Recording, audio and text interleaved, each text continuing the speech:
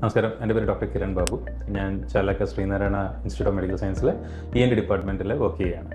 ഇന്ന് ഞാൻ നിങ്ങളോട് സംസാരിക്കാൻ ആഗ്രഹിക്കുന്നത് ചെവിയിൽ വളരെ കോമൺ ആയിട്ട് വരുന്ന ക്രോണിക് ഓട്ടൈറ്റിസ് മീഡിയ എന്നൊരു കണ്ടീഷനെ കുറിച്ചാണ്. അതായത് നമ്മുടെ ചെവിയുടെ കർണപടത്തിന് പുറകിലായി വരുന്ന മിഡിൽ ഇയർ, അതായത് നടുവിലത്തെ ചെവി, അവിടെ വരുന്ന ഇൻഫെക്ഷനും അത് കാരണം വരുന്ന ബുദ്ധിമുട്ടുകളും അതിനെ നമുക്ക് എങ്ങനെ ട്രീറ്റ് ചെയ്യാം എന്നതിനെക്കുറിച്ചും കൂടെയാണ്.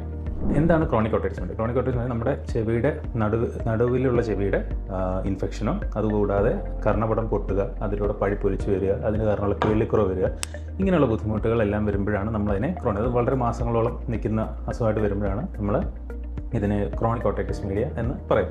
ഒരു ക്രോണിക് ഓട്ടൈറ്റിസ് മീഡിയ ഉള്ളൊരു രോഗിയിൽ എന്തൊക്കെയായിരിക്കും ബുദ്ധിമുട്ടുകൾ അവർ ഫേസ് ചെയ്യുന്നത്? ഒന്നെന്ന് പറഞ്ഞാൽ ചെവിയിൽ നിന്ന് പഴുപ്പ് ഒലിച്ചുകൊണ്ടിരിക്കുക, കട്ടിയായിട്ടുള്ള വെള്ളം ഒലിച്ചുകൊണ്ടിരിക്കുക, ഇടയ്ക്കിടയ്ക്ക് ഇൻഫെക്ഷൻസ് വരിക, ഫംഗൽ ഇൻഫെക്ഷൻസ് വരിക, അത് കാരണമുള്ള ചെവിയിൽ വേദന വരിക, അതുപോലെ തന്നെ കേൾവിക്കുറവ് സംഭവിക്കുക, പിന്നെ വളരെ റെയറായിട്ട് കോംപ്ലിക്കേഷൻസ് ആയിട്ടുള്ള, അതായത് മുഖത്തിൻ്റെ പേശികളെ സപ്ലൈ ചെയ്യുന്ന നെർവിന് ക്ഷതം സംഭവിക്കുക, കേൾവിക്കുറവ് വളരെ കൂടുതലായിട്ട് വരുന്ന സെൻസറി ന്യൂറൽ ഹിയറിംഗ് ലോസുകൾ വരിക, അങ്ങനത്തെയുള്ള വളരെ റെയറായിട്ട് ഈ ക്രോണിക് ഓട്ടൈറ്റിസ് മീഡിയയിൽ വരാറുണ്ട്. എന്നാൽ ഈ ക്രോണിക് ഓട്ടൈറ്റിസ് മീഡിയൻ്റെ 2 തരമുണ്ട്. അതിൽ സേഫും അൺസേഫും ഉണ്ട്. അപ്പോൾ ഞാൻ പറയാൻ പോകുന്നത് ഈ സേഫ് ഡിസീസിനെ കുറിച്ച്. ഈ സേഫ് ഡിസീസിൽ കോംപ്ലിക്കേഷൻസ് വളരെ കുറവാണ്. അതുകൊണ്ടാണ് നമ്മളതിനെ സേഫ് ഡിസീസ് എന്ന് പറയുന്നത്. എങ്കിലും വളരെ റെയറായിട്ട് കോംപ്ലിക്കേഷൻസ് വരാറുണ്ട്. നേരത്തെ പറഞ്ഞ കോംപ്ലിക്കേഷൻസ് വരാറുണ്ട്. അപ്പോൾ പ്രധാന പ്രശ്നം പലരിലും സംഭവിക്കുന്നത് ഇതൊരു സേഫ്, അതായത് വലിയ കുഴപ്പങ്ങൾ യൂഷ്വലി ഉണ്ടാവാറില്ല തുടക്കത്തിലെ സമയത്ത്. അതായത് ഒരു പഴുപ്പ് പോലെ വരും, അത് ഒരു മരുന്ന് കഴിക്കുമ്പോഴത്തേക്ക് അതങ്ങ് മാറും. എന്നിട്ട് കുറച്ച് നാൾ കഴിയുമ്പോൾ വീണ്ടും വരും, അത് വീണ്ടും വരും. അപ്പോഴും നമ്മൾ കുറച്ച് ആൻറ്റിബയോട്ടിക്കുകൾ എന്തെങ്കിലുമൊക്കെ കഴിക്കുമ്പോൾ അതങ്ങ് മാറും, വീണ്ടും ഡ്രൈ ആവും. പിന്നെ ഒരു മൂക്കിലിപ്പോൾ ഒരു ജലദോഷം അല്ലെങ്കിൽ ചെവിയിൽ വെള്ളം പോകുക എന്നൊക്കെ വരുമ്പോൾ വീണ്ടും ഈ ബുദ്ധിമുട്ട് അങ്ങനെ ഇടയ്ക്കിടയ്ക്ക് വന്നുകൊണ്ടിരിക്കുമ്പോൾ ബുദ്ധിമുട്ട്. നമ്മൾ ഓരോ തവണ ഇതിന് ആൻറ്റിബയോട്ടിക് കൊടുത്ത് ട്രീറ്റ് ചെയ്ത് വരുമ്പോൾ ഇതൊരു ബാക്ടീരിയൽ ഇൻഫെക്ഷൻ ആണെങ്കിൽ ആ ആൻറ്റിബയോട്ടിക്കിന് അഗൈൻസ്റ്റ് ആയിട്ട് ചെവിയിൽ വളരുന്ന ബാക്ടീരിയകൾക്ക് റെസിസ്റ്റൻസ് വരും. അതായത് നമ്മളൊരു ആൻറ്റിബയോട്ടിക് കൊടുത്ത് ഇത് വർക്ക് ആവാത്തൊരവസ്ഥ വരും.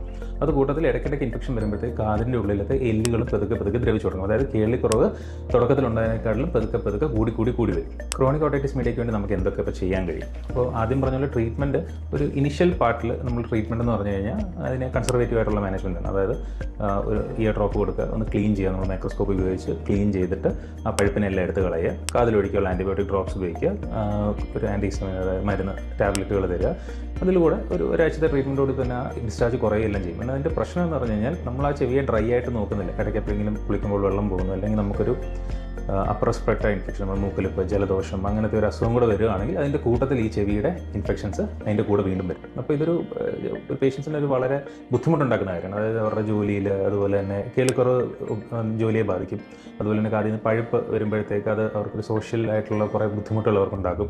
അപ്പോൾ ഇതെല്ലാം വരുമ്പോഴത്തേക്ക് ഇതിന് ട്രീറ്റ്മെൻറ്റ് വളരെ ഇമ്പോർട്ടൻ്റ്. അപ്പോൾ മെഡിക്കൽ മാനേജ്മെൻറ്റ് ഈ വളരെ ചെറിയ ഹോൾ, അതായത് ഞാൻ നേരത്തെ പറഞ്ഞ പോലെ തന്നെ കാതിൻ്റെ കർണപടത്തിൽ ഉണ്ടാകുന്ന ഒരു ഹോളാണല്ലോ ഈ സംഭവം. അപ്പോൾ അത് എന്ത് പറ്റും, ഇതിനെ നമ്മൾ ട്രീറ്റ് ചെയ്താലും ഈ ഹോൾ അടയണമെന്ന് എപ്പോഴും ഇല്ല. നമ്മൾ മെഡിക്കലി നമ്മൾ ഡ്രോപ്സ് കൊടുത്തു കഴിഞ്ഞാൽ വളരെ ചെറിയ ഹോളുകൾ കുറച്ച് പേരെല്ലാം അടഞ്ഞു പോകാറുണ്ട് കൺസർവേറ്റീവ്. അതായത് നമ്മൾ യൂഷ്വലി ഒന്ന് അസുഖം തുടങ്ങിയാലും ഉടനെ നമ്മൾ സർജറി ചെയ്യാറില്ല. കുറച്ച് നാളും നോക്കും. ചെറിയ ഹോളുകളൊക്കെ ആണെങ്കിൽ കൺസർവേറ്റീവ് നമ്മൾ മരുന്നൊക്കെ കൊടുത്തു കഴിഞ്ഞാൽ അത് അടഞ്ഞു പോകാറുണ്ട്. എന്നാൽ ആ ഹോൾ റിക്കറൻ്റ് ആയിട്ട്, അതായത് മൾട്ടിപ്പിൾ ടൈംസ് ഇൻഫെക്ഷൻ വരുന്ന ആളുകളിൽ ഇത് തന്നെ കരിഞ്ഞു പോകാനുള്ള സാധ്യതകൾ വളരെ കുറവാണ്. അപ്പോൾ അങ്ങനെയുള്ള കണ്ടീഷൻസ് നമ്മളിതിനെ സർജിക്കലി കറക്റ്റ് ചെയ്യേണ്ടി വരും. അപ്പോൾ ഇതിന് സർജറീസ് അവൈലബിൾ ആണ്. അപ്പോൾ എന്തൊക്കെ സർജറീസ് ഉണ്ടെന്ന് പറഞ്ഞാൽ യൂഷ്വലി നമ്മൾ ചെയ്യുന്നത് മിറിംഗോപ്ലാസ്റ്റി അല്ലെങ്കിൽ ടിമ്പനോപ്ലാസ്റ്റി എന്നുള്ള സർജറി. അപ്പോൾ ഇത് ചെയ്യുന്നതെന്ന് പറഞ്ഞു കഴിഞ്ഞാൽ, അതായത് നമ്മുടെ ശരീരത്തിനുള്ളിൽ തന്നെ ഒരു പാട നമ്മൾ എടുക്കും, നമ്മുടെ ചെവിയുടെ പുറകിൽ തന്നെ ഉണ്ട്. അപ്പോൾ ആ പാട എടുത്തിട്ട് നമ്മുടെ ഈ പാടയുടെ അടിയിലായിട്ട് നമ്മളിതിനെ കൊണ്ടുവെക്കുകയും ഇതിനെ കരിയാനായിട്ട് സഹായിക്കുകയും കൂടെയാണ് ചെയ്യുന്നത്.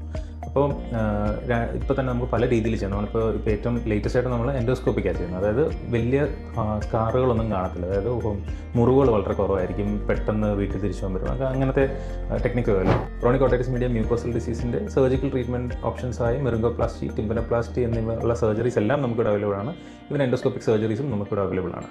Thank you.